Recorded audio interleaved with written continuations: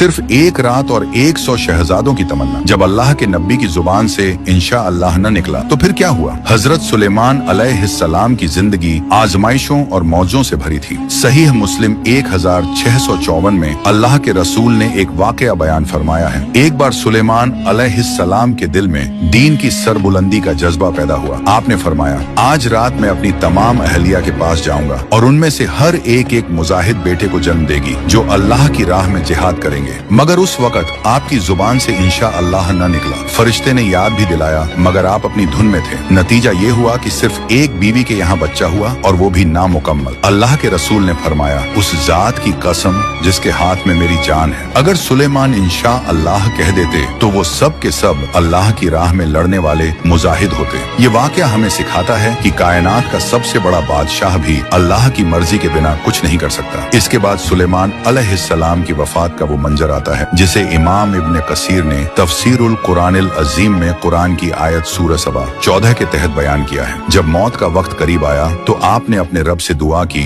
कि उनकी वफात को जिन्हों से छुपा लिया जाए ताकि वो गैब का दावा न कर सके। सुलेमान अलैहिस्सलाम अपनी मेहराब में इबादत के लिए खड़े हुए और अपने असा के सहारे टेक लगा ली। वहीं आपकी रूह कब्ज हो गई। जिन्न समझते रहे कि आप जिंदा हैं और वो खौफ से काम करते रहे। 1 साल बाद जब दीमक ने उस लकड़ी को खा लिया और आप जमीन पर तशरीफ लाए तब जिन्नों को अपनी बेबसी का एहसास हुआ। इमाम बुखारी और इमाम मुस्लिम की रिवायत के मुताबिक नबियों के जिस्म को जमीन नहीं खाती। यही वजह थी कि 1 साल बाद भी आपका जिस्म मुबारक वैसा ही तरोताजा था जैसा वफात के वक्त था। लेकिन सुलेमान अलैहिस्सलाम के बाद बनी इजराइल की वो अजीम सल्तनत कैसे टुकड़ों में बंट गई और अल्लाह ने उनके शौकत और दबदबे को खत्म करने के लिए किस जालिम बादशाह को भेजा? जानने के लिए देखिए अगला पार्ट।